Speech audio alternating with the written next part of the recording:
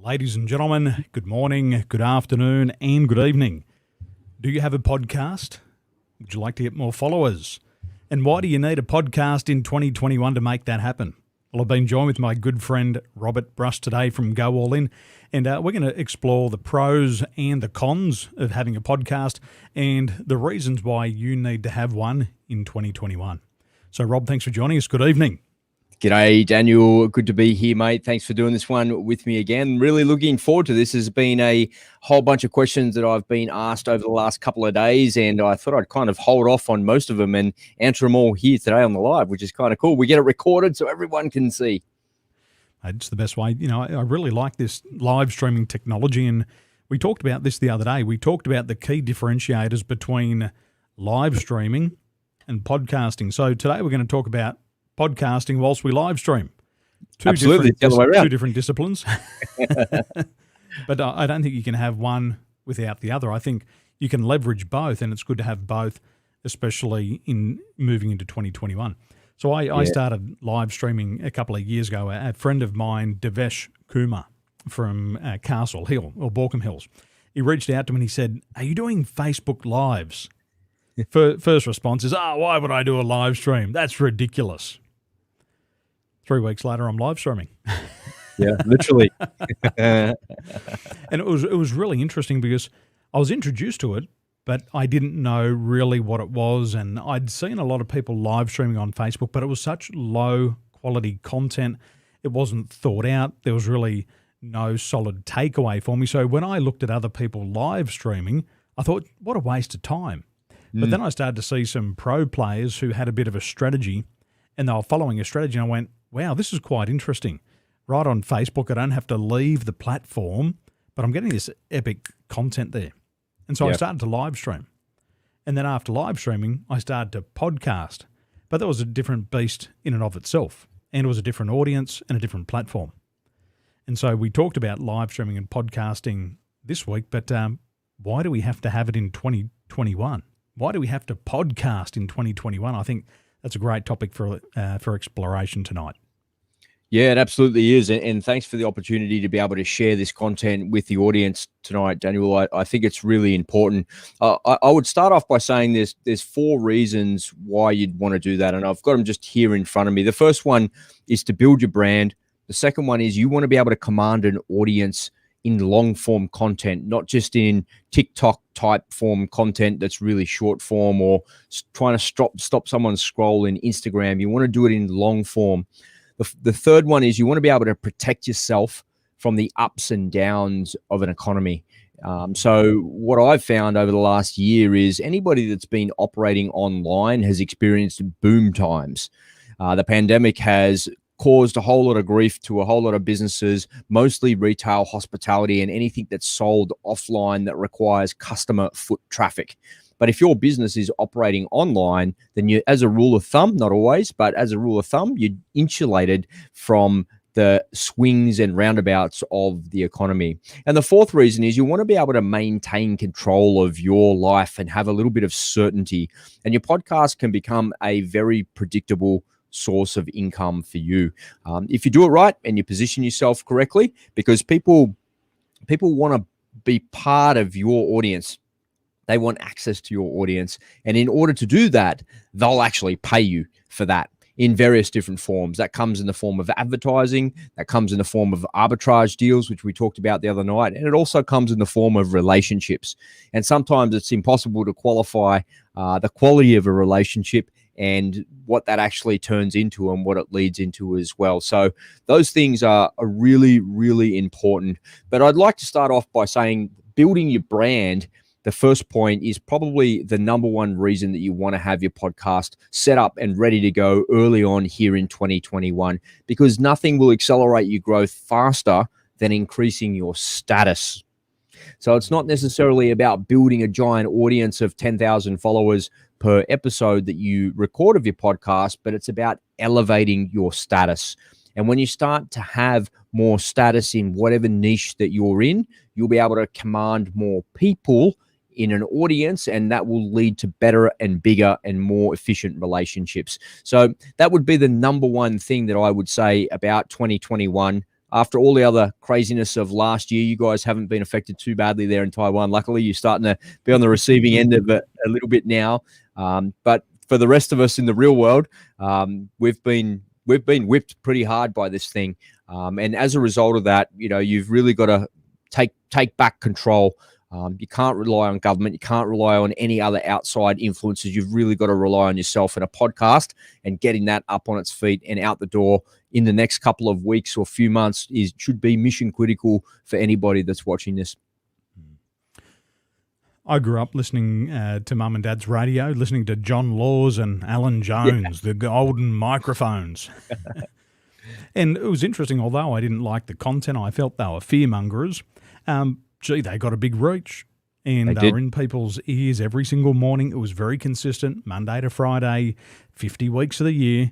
And these blokes were paid millions of dollars every year, and probably hundreds of millions throughout their careers. So for people just kind of juggling what a podcast is and what a radio station is, can you contrast these, show us the similarities, Rob, and the differences between a radio show and a podcast? Yeah, that's a really important question. That's such an important thing that should be highlighted more often, I think. Not a lot of people ask that question. So that's a well thought out question as well, because once upon a time, we didn't have access to what we have today. Think about your behavior watching like mainstream free to air television, wherever you are in the world. Do you watch TV? Maybe, sometimes, occasionally. But you're probably more likely to be looking at something in social media, YouTube, or streaming something on demand. So Netflix and YouTube have done to television what podcasting has done to radio. Once upon a time, we only had the receiver in our car or the receiver in our home that was tuned to the frequencies that we all knew, 104.1, 104.9, and the off stereo network, and the outlet of Triple M and Today FM and the bunch of stations we have here in Australia, etc. Once upon a time, they were the only ways that you could access the airways on AM and FM radio. But these days, anybody can have their own program. And if you ask me, it's way, way better than normal radio because it's so niched and nuanced. If I turn on John Laws in the morning and listen to him complaining about something, complaining about the New Zealand Prime Minister, I'd be scratching my head going, well, what am I even listening to this for? When I could turn on a podcast and listen to exactly what it is that I want to find out about. If I want to learn something about digital marketing or fitness or health, or if I want to learn about creative writing or underwater basket weaving in Antarctica, there's probably a podcast for that somewhere in the world. So that's a big difference between what it was, radio back in the day. That's the old school version. Podcasting is very, very similar to that, albeit in a more nuanced niche fashion. My mates would rave about Merrick and Rosso on Nova 969, and they were tradies, and they loved it. And they would rave about it, but I was still asleep when they were on their way to work because I was working in the porn shop. And it was interesting because it was like they had a relationship. They'd talk about Merrick, they'd talk about Rosso as if it was one of their mates. But the thing was, every single day, those two fellas on Nova 969 were with them on the way to work. And then during the workday, they'd talk about that. And I'd tune in occasionally and I'd listen to it, but it was just mental candy. I'd listen to it and I'd go, this is absolute garbage. And at that stage, like you said, you couldn't really dial in the network to many other things out of the mainstream category. Because what I like, Rob, is I like a depth of knowledge. The reason why I don't like John Laws and Alan Jones, I think they're masters at spin. I think they give you a good 7-second soundbite. I think they can rattle your cage in 2 or 3 minutes. But how is it possible for them to know 1,000 different topics every single week? For me, I want to find somebody who knows one topic and I want to go really deep on that. Yeah. So for people like myself who have that preference, can I tune into a podcast with somebody who's got that just deep vein of gold? Absolutely, you can. And there's more than 1.2 million podcasts on the planet now. So there's a podcast out there for you about virtually any topic that you could think of. And that's a really exciting and empowering thing for somebody who doesn't have a podcast, because that means there's an audience out there for you. There's 7 billion people on the planet. Almost half of them have got a smartphone in their pocket. And over the next couple of years, once all the internet is in the sky, thanks to Elon Musk and SpaceX and all that fanciness, virtually everybody on the planet will have access to the internet, which means they'll have access to a smartphone, which means they'll have access to this type of media that we're talking about tonight. So streaming, YouTube, all of the social media, and of course, podcasting as well. So if you're operating in a niche, if you like, that seems to be really crowded. If you're a personal trainer, for instance, there must be 1 million personal trainer podcasts out there, and you'd be right. There's a whole bunch of them out there. But you've also got a bunch of clients that you're working with. You might have 40, 50, maybe 100 clients if you're a bigger PT type studio. And if you don't have a way to communicate with them in long form content, what you're going to do is you're going to blend into the background of the noise of all the other personal trainers. And it's going to reduce your opportunity to acquire new customers from your existing audience. Because if you're producing long form content that goes for 45 to 60 minutes and it's really valuable stuff, and your clients are listening to it, the chances are they're going to go and share it with their friends and family. And then in that sharing, your audience grows, and then people who resonate with you will communicate with you. They'll reach out to you. Then before you know it, you'll be acquiring new clients. It seems all too easy, but the reality is it's not much harder than that. Now, I'm the first to put my hand up and say, I'm the Jedi Grand Master of overcomplicating things in my life. And that's because I'm really technical minded, and I absolutely love technical things. But there's nothing technical about podcasting, and there's nothing technical about the marketing of it either. And the mistake that people make with it is by overcomplicating it and thinking that they have to have 1,000 downloads an episode. But the reality is that they don't. They only need to have 100 downloads an episode, which is pretty easy to do. You can tell 100 friends and family, and they'll subscribe to your podcast for you. They'll download, they'll listen begrudgingly, and eventually you'll say something good, and they'll go, "Oh, that was really good. I'm going to share that with a couple of people." And then your audience grows by a person, then another person, and another person. There's nothing really complicated about podcasting at all, but it is just so unbelievably effective. And when you look at the amount of effort and work that you have to put into it, so long as you've got your systems dialed in and you're set up correctly from the start, so you don't have to go back and unpick everything, it can insulate you from all of the ups and downs and all of the money woes that you have. Because once you've got an audience of 1,000 people an episode, and it takes a little bit of time to build that, but once you get there, that's so much more valuable than your email list. That's so much more valuable than your Instagram audience or your YouTube subscribers. And the reason is because it's long form content. You just can't compare it to any other media. And it's incredibly powerful. I'm just thinking here, Rob, when I got into real estate in 1999, you could have these long conversations with people. There just seemed to be all the time in the world. I'd drive my Ford Fairmont to work ever so casually.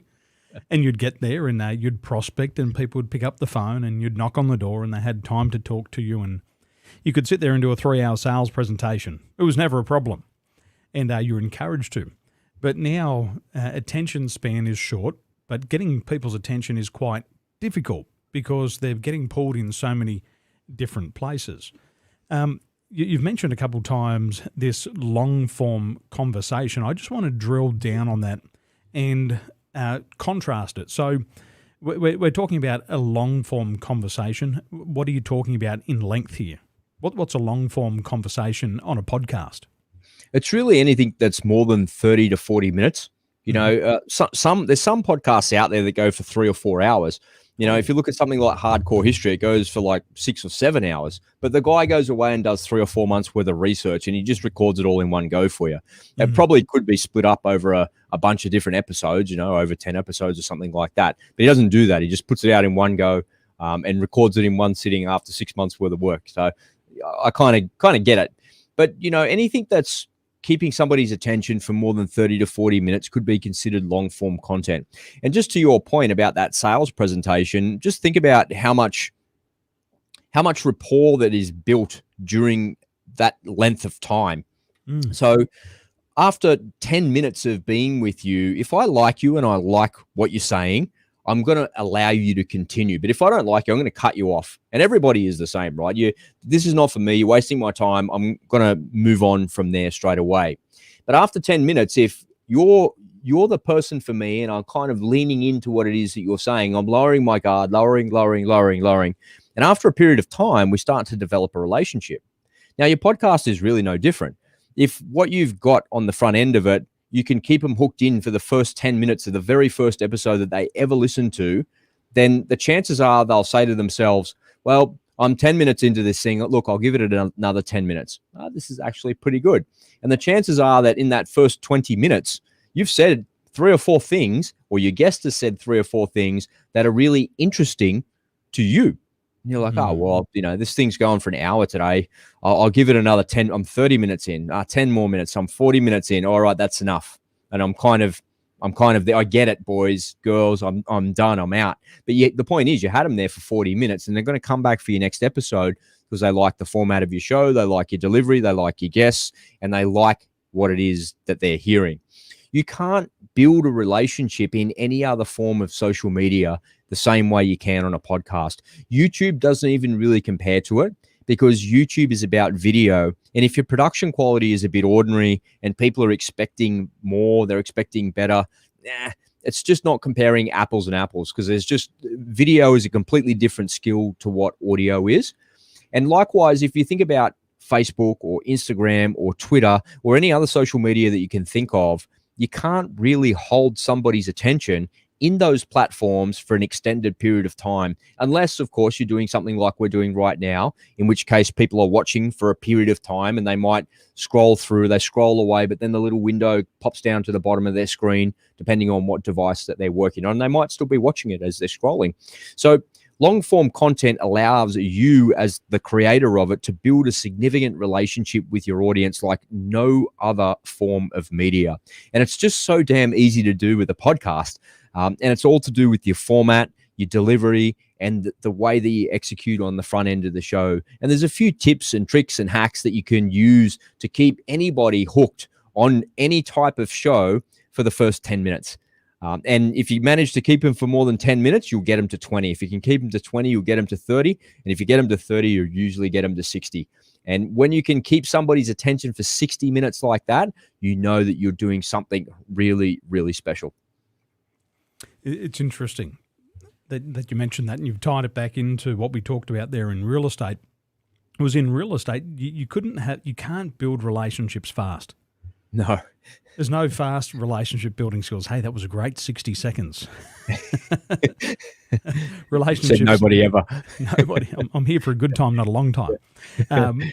It's that relationship that is important. And a couple of the other things that are going through my mind at the moment is prospecting, presenting, and closing.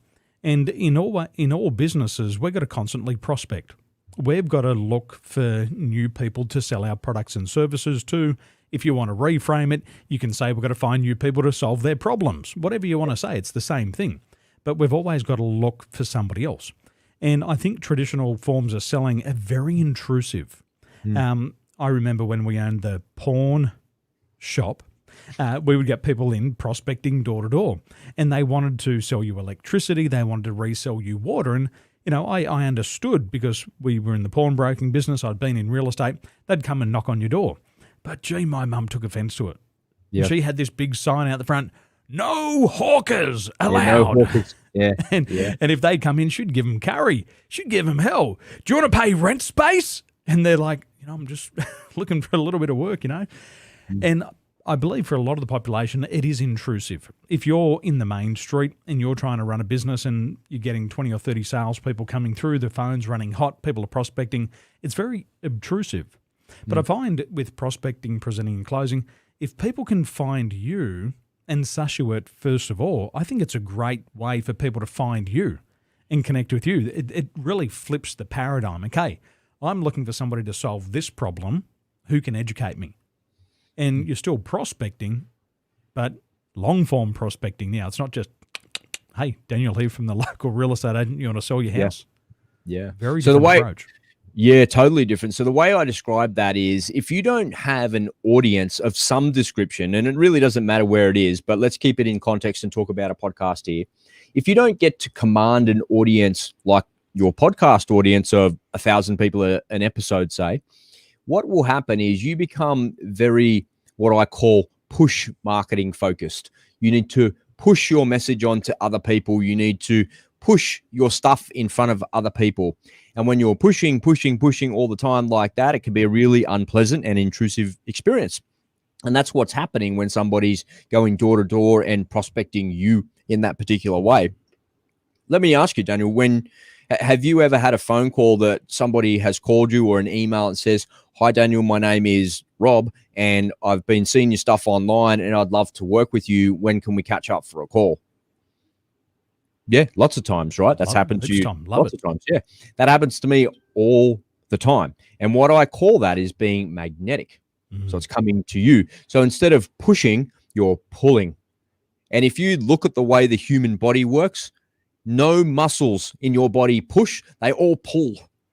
So when you're pushing your marketing, you're going against everything that your humanity represents. The biology and the mechanics of your body do not push anything, they pull everything. Every muscle in your body pulls. My tendons in my forearms pull my fingers together to make a fist, to make a bicep curl, all of those things. And when you're pulling people towards you, let me tell you, life just becomes so much easier.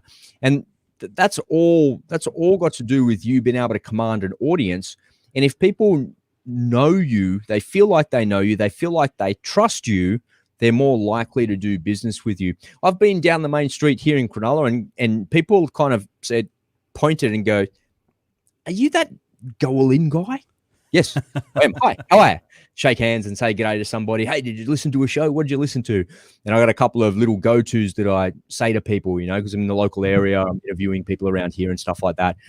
So it works incredibly well when people recognize you for what it is that you do, but it works even better in business when people are coming to you and they're wanting to buy your products and services because they've heard you, they like the idea of it, then they go away and they check your socials, they check your Instagram, they check your Facebook, they look at your Twitter, they check your YouTube channel, and they make sure that you're the real deal. And if you are, suddenly you have a phone call. It's coming to you. You're becoming magnetic. You're pulling instead of pushing. And pulling in marketing and in sales is so much easier. And it's just a nicer way to live your life.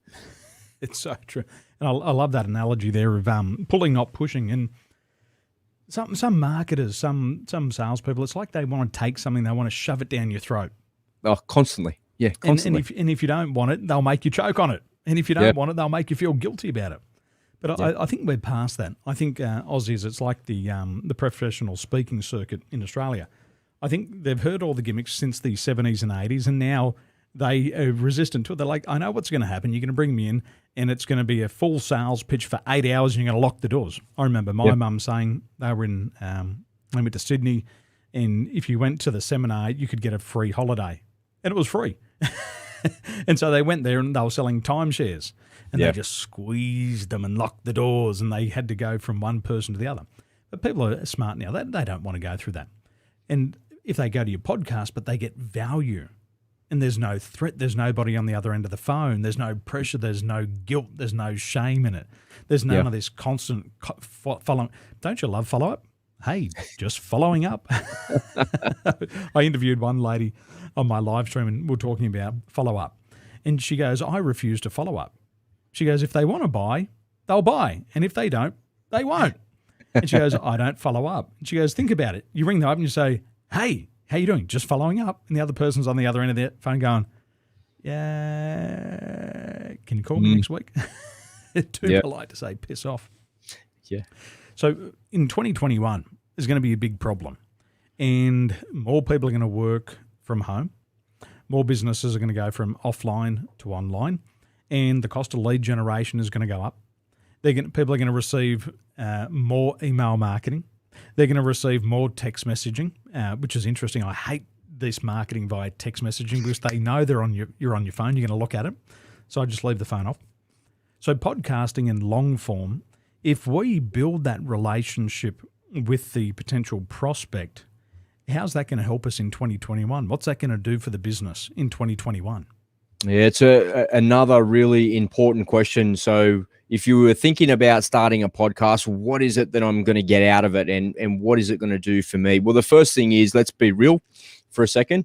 It's a lot of work. It's not easy, and it's not for everybody. So I would put that caveat there. But you know what? It's incredibly fun. And the fun factor kind of negates all of the hard work, the learning curve, and all of the things that are there, because you really, if it's something that you want to do, you'll find a deep level of enjoyment in it, which makes it really easy to get off that learning curve and move forward and gather momentum. The other thing that I like to be realistic about for people as well is it takes a little bit of time. It takes a bit of time to learn a new skill, to master a new skill. But what you need in that case is you need the right mentors, you need the right people around you, and you need the right systems in place. If you don't have the right systems and the right mentors in place, you'll just be shooting from the hip, watching YouTube videos, hoping for the best. And we all know that hope is not a strategy. So what you need is systems, mentors, and you need the right people around you to help you to move forward. And over the period of the next 6 to 12 months, if you started getting ready to set your podcast up this week, over the next 6 to 12 months, you could expect to increase the level of your status in the eyes of your customers, because you will become the authority. You'll become one of the thought leaders in your industry. You might not necessarily be the thought leader in your industry, but you'll be one of the thought leaders in your industry, because you'll bring other people on that will make you look like $1 million. And by association, that elevates your status. And when consumers are comparing the person on the left with the person on the right with the person in the middle, and they don't know about the one on the left or the right, but they see you with your podcast, and you've come out from behind your brand, and you've taken the time to put that together and to explain to people what you stand for, that will build an audience, and that will help you to acquire new leads, new sales. And ultimately, the ultimate goal of it is for you to become really, really magnetic in your marketing. And when you become magnetic in your marketing, your life just becomes easier, because you don't have to worry about where the next sale is coming from, because you know, on average, every podcast I put out, I get 15 or 20 inquiries about what it is that we're talking about, because my audience is responsive. I've trained my audience from the start. And that's what I'm talking about when it comes to systems. How do you get the audience to engage with your podcast? Because it's pretty hard. Think about your behavior. Have you ever engaged with another podcaster? Maybe you might have. You might have clicked on some links or went and visited something or bought something that you heard on a podcast, but did you ever engage with them? No. And the reason for that is because they hadn't set it up correctly at the get-go. And you got to train the audience to engage with you. You got to train the audience to ask you questions. You got to do that. And you can't do that at episode 30. You got to do that at episode 1. That way you don't have to go back and unpick it all. So there's a bunch of little tips and tricks in there to do. But if you decide you want to get set up and get going, you could expect a whole bunch of leads and sales coming to you by the time 6 months rocks around. By the time 12 months comes around, you'll definitely be acquiring new business. Don't you hate that feeling when you don't know where your next customer's coming from? And Scary. You're worried if you're going to make enough money to survive? Yeah. Not nice. That's what I love about live streaming, and that's what I love about being on other people's podcasts, is all of a sudden you're known in circles that you weren't known previously. And I know the podcast that we've done together, the podcast that you've put me on, is that all of a sudden people know you and you don't even know them, which is quite nice. Hey, I know that guy, but we don't know them. But all of a sudden, I was on one podcast and I think they had about a download of about 5,000 people, and all these new requests started coming in on Facebook after the podcast. Bing, bing, bing, bing, bing. It's like, where are these people coming from? So you look at it and go, wow, they connected that person I did the podcast with. Yeah. And then the other thing that I found as well, Rob, is that being on a podcast, it's a great way to network. And last year I was doing a lot of live streaming, not podcasting, but live streaming. And I'd interview different people. And always at the end, they would say, can I just chat to you for 5 or 10 minutes about what you do? And the amount of people that bought my product and service off the back of my live stream was mind-boggling, because my intention was just to interview people. But what happened was, because of that reciprocity, I've done something nice for them. I've featured you in front of my audience. I've helped you tell your story. Now they've always wanted to do something nice, and they always ask about my business, and they say, well, could we work together, or could you solve this problem and let me introduce you to a friend? And That's so great. the benefits come in many different angles. It's not just getting your message out over here. It's those opportunities that you would have never had because you're meeting on a level playing field. If I invite you onto my podcast, it's a level playing field. I'm not going to pitch you. But if I come knocking on your office door and I'm in my 3-piece suit, guess what? You're going to get pitched. Resistance. Absolutely. Yeah, absolutely. So we don't want that. So what's the next step? Can people learn to do this? What do you got coming up? What can they learn about so that they can get their podcast live for 2021? Because there's going to be a lot of sorry people in December this year. They're not going to have a nice Christmas. They're not going to go on holidays. Their kids are going to want the latest Sony PlayStation or the Xbox, and they won't be able to afford it. So they've got to find another way to generate leads for their business and make sales. So how can they do that? What's next?